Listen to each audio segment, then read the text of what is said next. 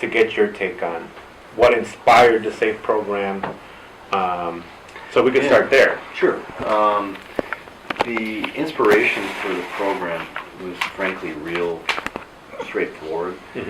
Namely, after having been sheriff, because the program's been going now for about 2.5 years. And so at that point I'd been sheriff about 9 years, something like that. I had been doing programming throughout the years in the jail in a lot of different ways, touching different populations and things like that. But I felt that a lot of it was not specifically directed at the violence that's going on in our communities that is really overwhelming everybody. And forget about just the fact that public perception around the world now seems to immediately connect Chicago and gun violence. That's just all they seem to connect it with. But just the people that are living in these different communities, the people throughout the city of Chicago that are subjected to the gun violence, read about the gun violence, whose lives and existence are impacted by it. I thought we needed to be more specifically addressing that issue through programming in the jail that was also targeting individuals who specifically were coming from the communities with the most violence. And so what I did was, the majority of the programs that go on around the jail are things that I've developed over the course of years. And anybody will talk to you will tell you I'm very hands-on and very much engaged in that part of it. This was one in particular. I didn't want to be the sole driving force on this one. And so I brought together like 10 or 12 of my top level people and said, listen, big picture, I want to have a unique program here that its specific purpose is to address the gun violence in the city. I don't have any preconceived notion other than the fact it has to address that issue. It has to be something that is measurable so we can know if we're going in the right direction or not. And it has to have some type of community component. And I said that was it. And so they came together and I gave them like a month or two. I told them, like, I'm not going to be some crazy person saying, I want it in an hour. I said, I want you specifically all collectively to work together and to develop a program. And then we'll all come together and decide on what direction to go. And I think they gave me like 2 or 3 different options or something after the course of a month or two. And I selected the SAVE program because it really struck me as the one that had the best chance of having a positive impact. Because mind you, as I say, we were going off into the great unknown, so I didn't know if it was going to work or not. But the different things that were in it were things that I felt comfortable based on my background that were going to be the most impactful things that we within the jail could do. And so we kicked it off pretty quickly thereafter. We didn't have to get any funding or anything like that because 2 things. 1, I repurposed things that I already had within my budget. And then 2, I had a lot of partners out in the community who were going to work with me for free to try to work on this issue. And so collectively between those 2, the thing that usually is the big hurdle as far as getting funding was not a big problem for me. And so we were pretty much off to the races immediately. And so 2.5 years later, we're still evaluating the program. We're going to continue to evaluate as we go along. But what I had originally set out to do, I feel very confident we are doing it. We haven't done it. It'll never be done. But we're doing it. We have loads of data that supports what we're doing as being impactful and effective. And partners like yourself are the ones that are really making the difference. Because when I talk to people about the program, to be honest with you, there is, I believe, a great deal of magic in the program itself within the confines of the jail. But it's the different partners we have, both in the jail and outside of the jail, that are really, that I look at as being sort of the magic here.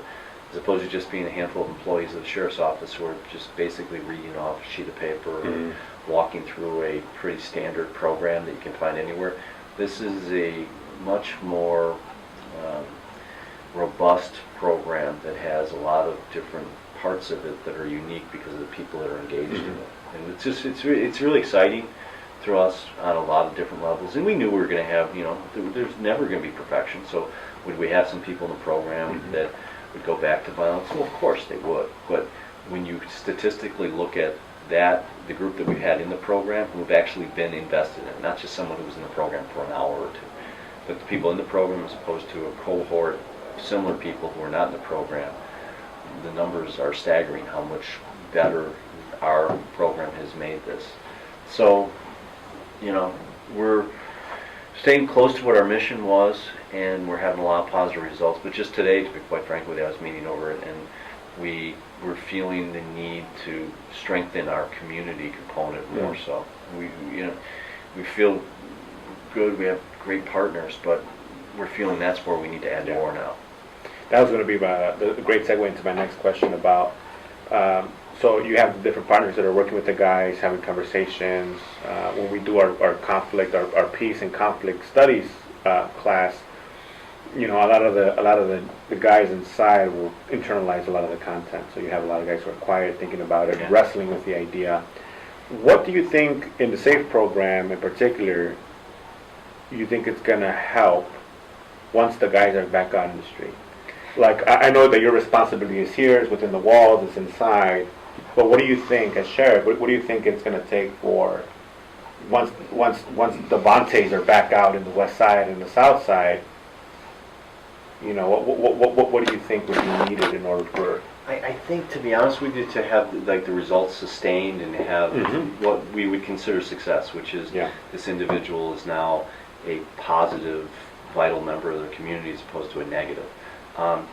For that to occur, I don't see how there could be any formula for it to work without a strong community component. Because you think about it for a second, these young men that we have in the program have had a lot of issues in their life. Some more interaction with the criminal justice system than others. Many of them having issues with the educational systems, with their families. Really, it's this whole spectrum of issues. And I use the word issues because some of them are issues that are completely non-criminal in any way. You know, that hit everybody everywhere. You know, it could be family issues, it could be divorce, it could be a father who's not around. Take your pick. Yeah. So all these issues are present in this individual. Some have all of them, some have some of them, whatever it might be. To think that you can have them for this, you know, period of time here in our custody, do all this work, but then somehow you have come up with the only magic in the world where you can then let them go back to the community they left with all those different issues floating around and everything's going to be okay is quite naive. You really have to have a transitional type of mindset where you're saying doing all this work here, we're giving them a strong core to fall back on, to rely on, different ways of thinking about things, different tools. But you gotta have some support in that community. Yeah. I mean, everybody would need that. I mean, if you had someone that had no engagement with the criminal justice system, but say had a substance abuse issue, well, there's no one's going to say, well, let's put them in a 30-day program, inpatient program, and then, you know, at the end of 30 days, let's just see what happens. And they're like, what? Yeah, let's just let them walk out the door and just see what happens. There's nobody who would do that. And yet, that's a different mindset than you have in the criminal justice system. Criminal justice system is like, you put them in a program, then it's like, let's let them walk out the door and let's just see what happens. It's like, well, I can tell you what's going to happen.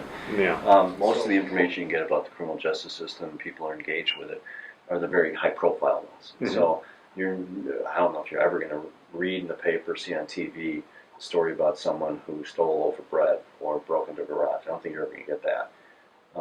So you tend to get the stories of the most violent people. So most people's notions of who's in jails, you know, in prisons, but mostly in jails, their impressions come from those type of information sources.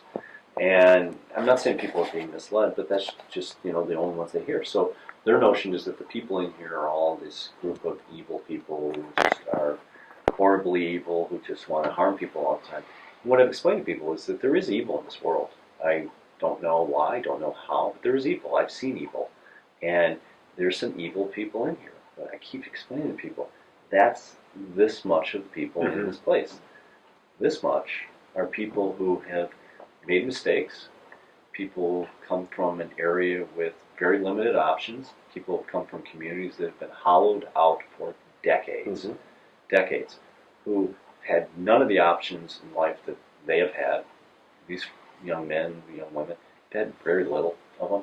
And so your notion of who's in here needs to actually match who is in fact in here. And you have some bad people, but the larger group of people are people that are imminently fixable if you have a plan. If you don't have a plan, and your plan is just to house them and treat them no different than some of these fairly violent, evil people, well, you know what? You're not going to have any success here. You're just not. And so your mindset has to change both from, in my opinion, both from sort of the humanistic side of it, that, this is a, fellow human being that's made some mistakes, and I think we all should be invested in trying to fix that. But if that's not your, cup of tea, if that's not why you want to change things, I would strongly suggest that you would want to change this, because the criminal justice system historically has had horrific results, and it has not been effective or efficient. And under anyone's analysis, it is horribly expensive and gets horrible results. And I don't know any other area of our life in the world where people would suggest that you have something that's really expensive with horrible results, and the response is, let's keep doing it.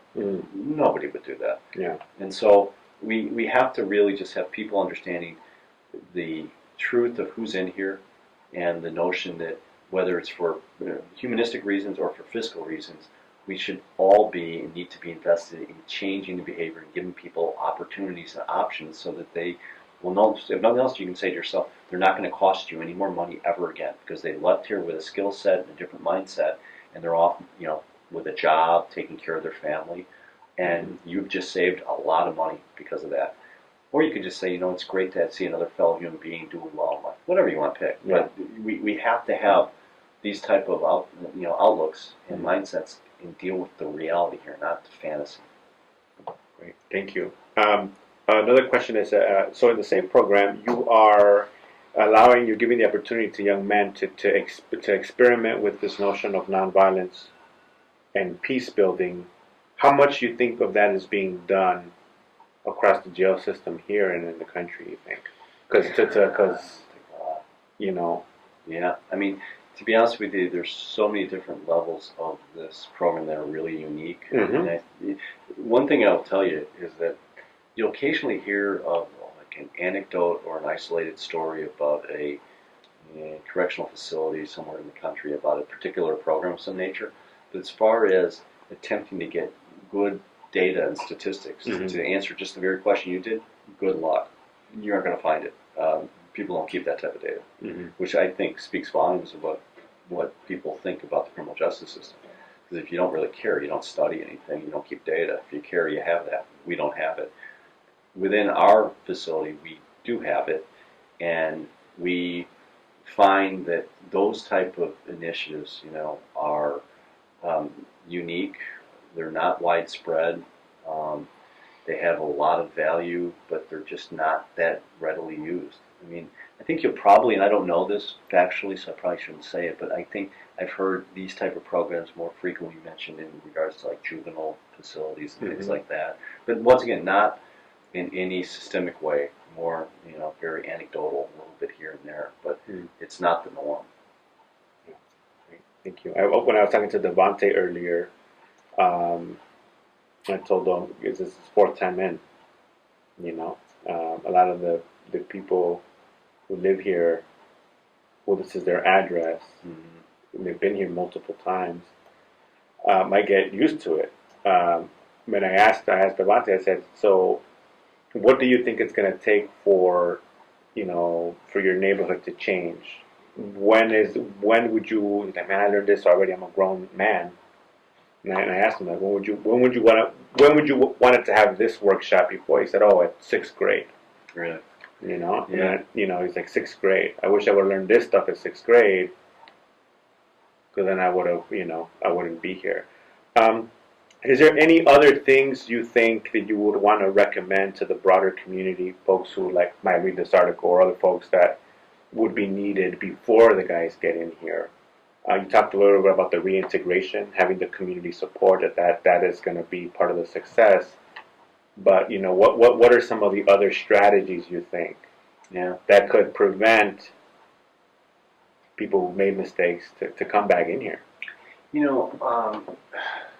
I think the strategies for keeping people from coming back in are pretty straightforward, in the sense that you work on the actual individual and all their individual issues, whether it's mental health issues, whether it's straight health issues.